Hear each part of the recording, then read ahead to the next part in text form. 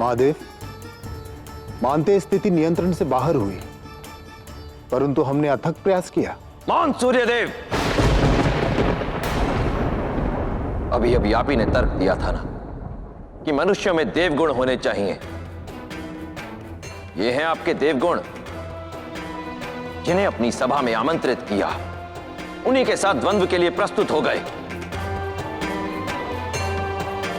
केवल एक था इस सभा में जिसकी चेतना ने उसे अनियंत्रित नहीं होने दिया, शनि।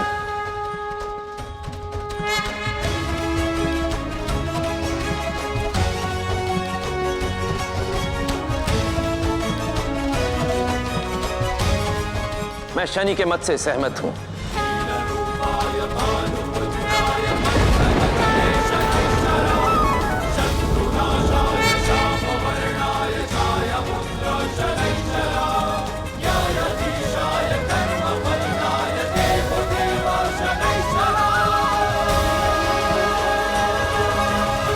देव हो या दानव, मनुष्य किसी एक के नियंत्रण में नहीं रहेंगे। प्रत्येक मनुष्य अपनी स्वेच्छा से यह स्वयं निर्धारित करेगा कि वह किस गुण का चयन करता है, क्या कर्म करता है। उसी के अनुसार वो उन्नति या अवनति करेगा, ताकि भविष्य में देव और दानव दोनों के लिए उदाहरण बन सके।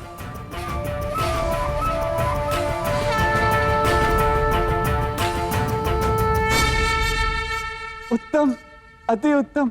धन्य है आप प्रभु, धन्य है। किंतु प्रभु, मेरे मन में एक उत्सुकता हो रही है कि मानव जाति का सृजन कौन करेगा, देव या दानव? महादेव, महादेव, मेरे मत में मनुष्य जाति का सृजन उन्हें ही करना चाहिए जो देवों और दानवों दोनों के आराध्य हैं और दोनों से ही विरक्त भी। मनुष्य जाति का सृजन आप स्वयं कीजिए।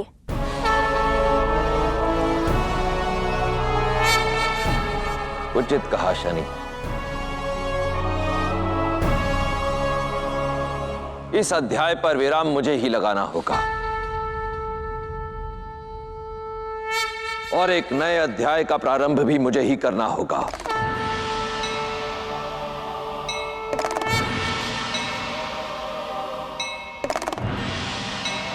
मनुष्य और पृथ्वी का सृजन त्रिदेव करेंगे इसी क्षण।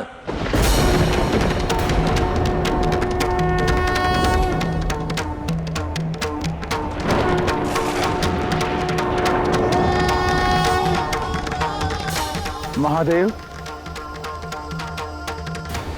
आपका भक्त होने के नाते एक कामना है मेरी। मैं भी इस सृजन का दर्शन करना चाहता हूं प्रभु। और महादेव, मेरी भी यही कामना है।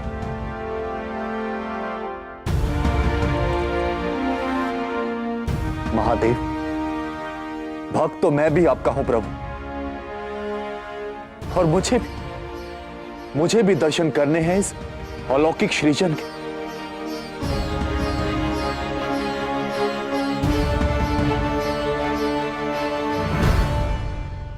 भक्ति विश्वास का दूसरा नाम।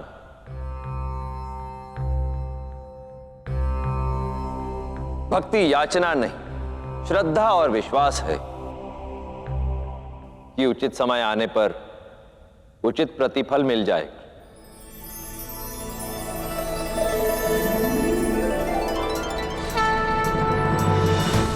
सृष्टि से पहले कुछ नहीं था, ना सत्य ना असत्य, ना अंतरिक्ष ना आकार, ना ही जल अग्नि या वायु कुछ था।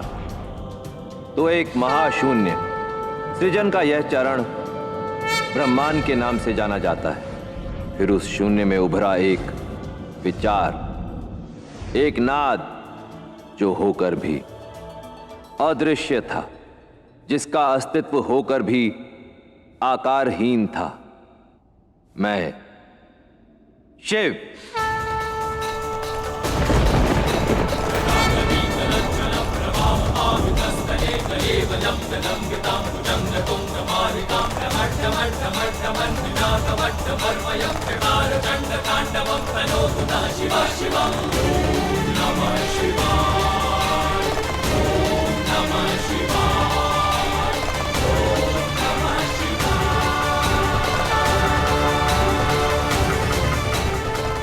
और फिर उस विचार ने आकार लिया, और जो आकार अस्तित्व में आया वो मैं था, विष्णु।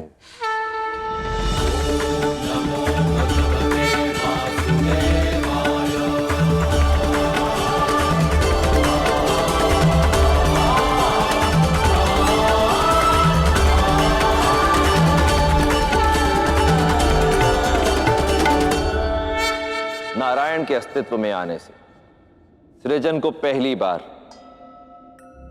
दैवीय रूप मिला, और नारायण की नाभि से प्रादुर्भाव हुआ ब्रह्मदेव का, जिनका उद्देश्य था सृजन, दृश्य अदृश्य अस्तित्व का निर्माण।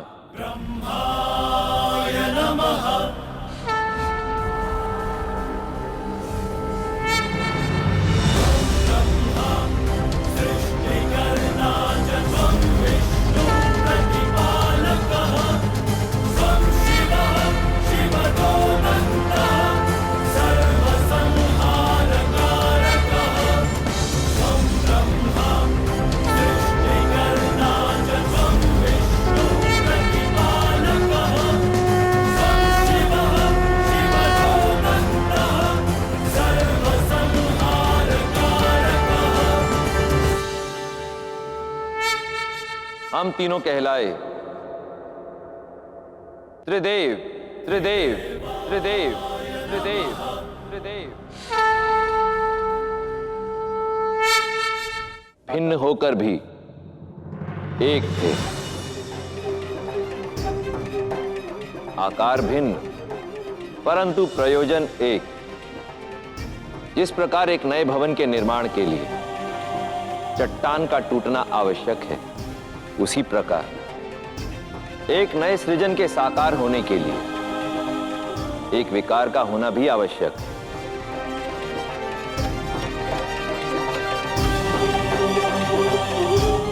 हे नारायण, मेरे आराध्य, पृथ्वी के उद्भव के लिए एक विकार की आवश्यकता है। आपकी इच्छा मेरे लिए आदेश है महादेव। मेरे आराध्य,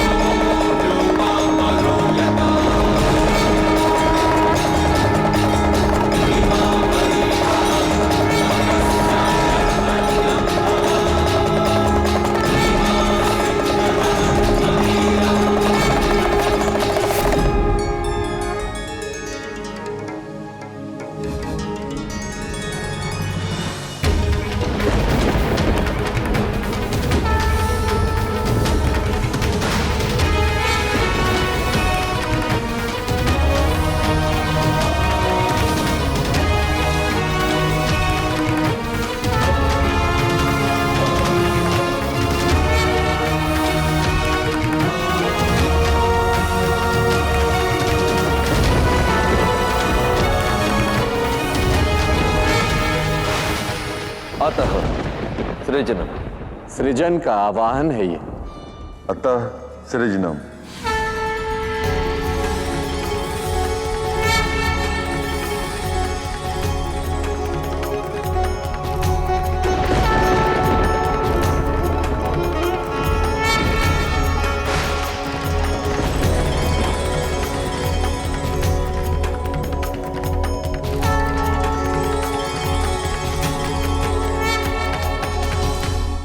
ब्रह्मदेव, अब समय है पृथ्वी पर मनुष्य जीवन के आरंभ का। महादेव, सहायक हो।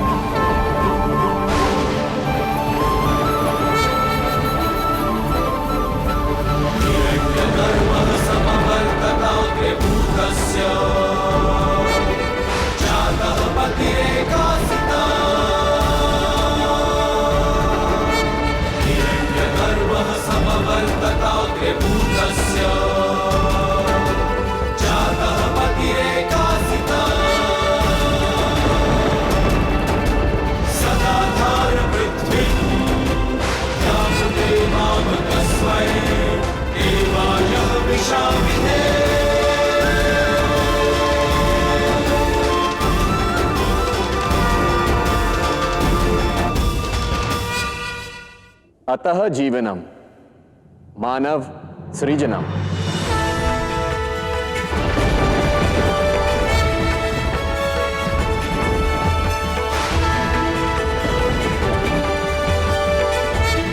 ऊर्जा के दो स्वरूप, इदा और पिंगला, शत्रुपा और मनु।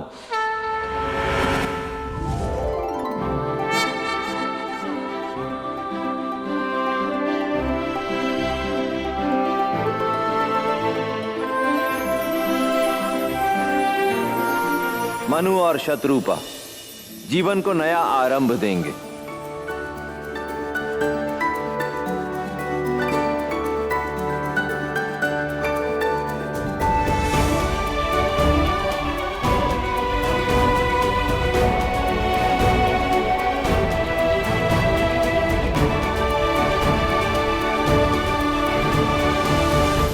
और इन दोनों की संतान कहलाएगी मनुष्य, जिसमें देव और दानव दोनों के गुण होंगे।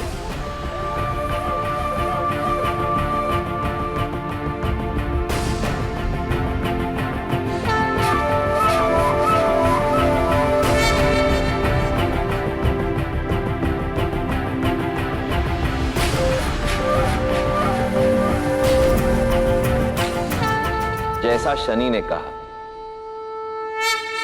इनके कर्म इनका प्रारब्ध रचेंगे, अपना चयन करेंगे और अपना मार्ग स्वयं ढूंढेंगे। और जब जब ये मार्ग भटकेंगे, हम त्रिदेव में से कोई एक अवतार धारण कर इनका मार्ग प्रशस्त करेंगे।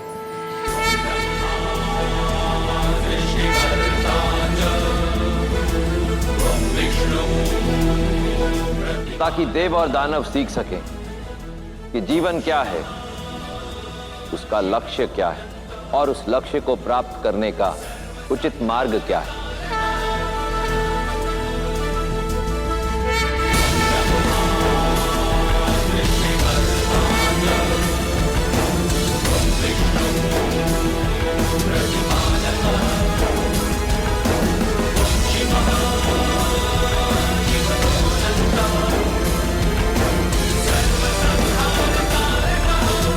सभा का प्रयोजन सिद्ध हुआ। महादेव, क्या मेरा एक अनुरोध स्वीकार करेंगे आप? क्या कोई मार्ग है जिससे यम का निष्कासन टाला जा सके?